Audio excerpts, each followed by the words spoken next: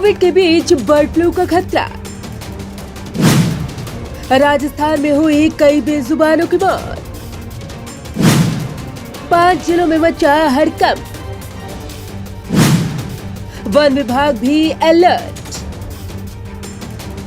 नया साल भी आ गया मगर कोरोना का कहर अभी थमा नहीं था कि मुश्किलें और ज्यादा बढ़ती जा रही हैं। दरअसल कोविड के बीच अब बर्ड फ्लू ने भी दस्तक दे दी है, जिससे खतरा और ज्यादा बढ़ता नजर आ रहा है, क्योंकि साल 2020 भी महामारी में ही गया और अब साल 2021 की शुरुआत में भी एक महामारी का खतरा मंडराता हुआ नजर आ रहा है।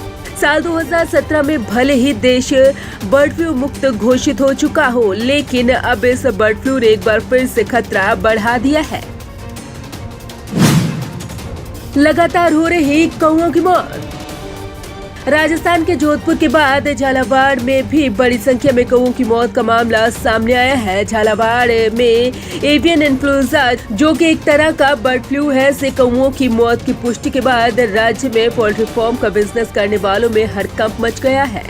झालावाड़ जिला प्रशासन ने राड़ी के बालाजी क्षेत्र में 1 किलोमीटर क्षेत्र में कर्फ्यू लगा दिया था। बालाजी क्षेत्र में ही 25 दिसंबर से लगातार कौओं की मौत हो रही है।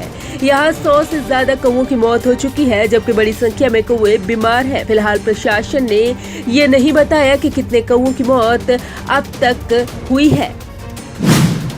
जोधपुर से आया पहला मामला। राज्य में सबसे पहले जोधपुर में कौओं की मौत का मामला सामने आया था। शहर में राजीव गांधी पुलिस थाने के पास स्थित भूमिया की थान पर करीब 1 हफ्ते से रोज कौवे मृतक मिल रहे हैं।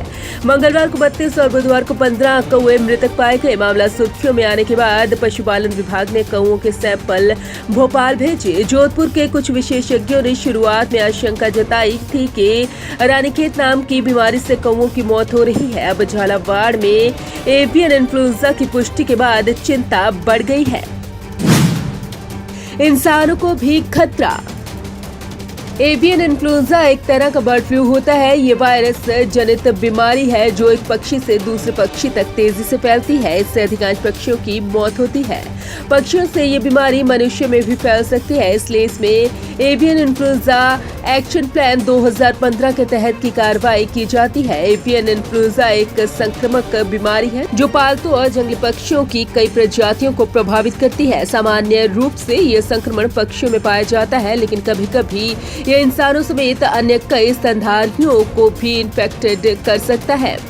जब ये इंसान को संक्रमित करता है तो इसे इन्फ्लुएंजा कहा जाता है। बर्ड फ्लू मुक्त घोषित है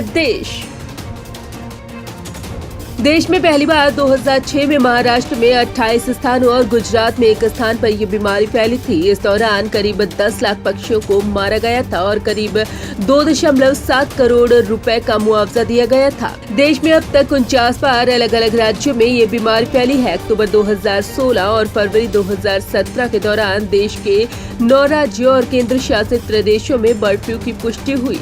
इसके बाद 6 जून 2017 में भारत के कृषि मंत्रालय ने एवियन इन्फ्लुएंजा H5N8 और H5N1 से मुक्त घोषित कर दिया था और इसकी सूचना भी विश्व पशु स्वास्थ्य संगठन को दी गई थी। आपको बता दें कि आखिरी बार कर्नाटक बीदर जिले के हुमनाबाद में बर्ड फ्लू सामने आया था। इसे फैलने से रोकने के लिए 1 किलोमीटर की परिधि में आने वाले इलाकों में पक्षियों को मारने और साफ सफाई का काम किया गया। इसके बाद देश में भी कहीं से इसकी सूचना नहीं मिली।